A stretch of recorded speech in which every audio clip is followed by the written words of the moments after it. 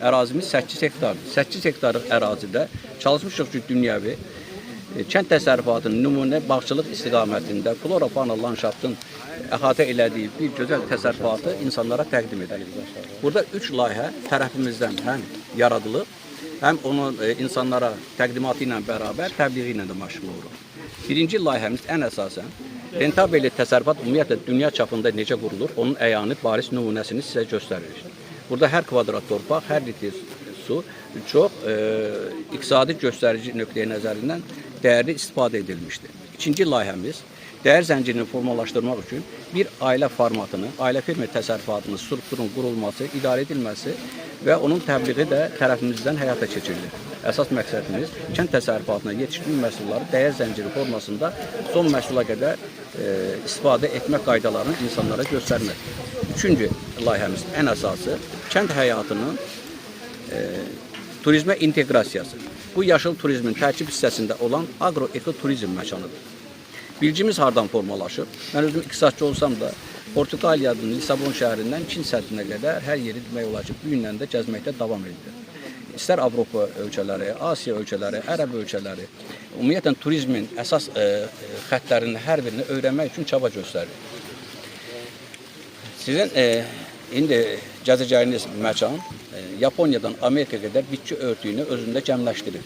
Burada ən əsası ustalıqla istifadə etdiyimiz torpaqda çalışmışıq ki, hər bir meyvənin tez dəyən, vaxtında dəyən, gec dəyən çeşidlərinə önəm verək, üstünlük verək. Burada zəfəranından, badamından, innabından, saymaqla qutalmayan, yəni bizim məkanda tez-tez rastlaşılmayan bütün bitkiləri çalışırıq ki, insanlarımıza təqdim edək. Əsas qayəmiz xarici ölkədən gələn insanlara kənd təsərrüfatımızın potensialını, kənd mədəniyyətini, onun idarə edilməsinin ən nümunəvi modelini, o cümlədən də turizmə inteqrasiyasının necə də ustalıqla həyata keçirilməsini insanlara göstərmək.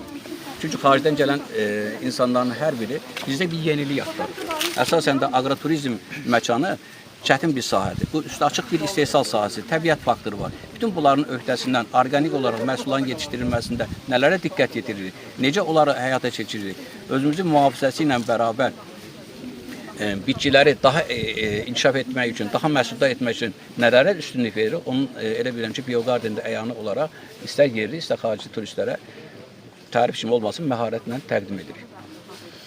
Burada əsasən gələn turistlər ödənişli olaraq içəriyə daxil olurlar. Azərbaycan vətəndaşı üçün 5 manat, xarici vətəndaş üçün 10 manat nəzərdə tutulub və bu uzun müddətdə belə davam etməsi nəzərdə tutulmuşdur.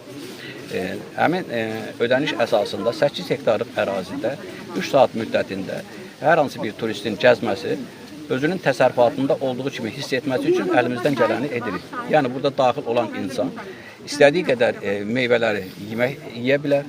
Bizim orqanik bazar tablosunda olan qiymətlər əsasında yığa bilər. Bizim hazırladığımız məhsullardan istifadə edə bilər, onları ala bilər.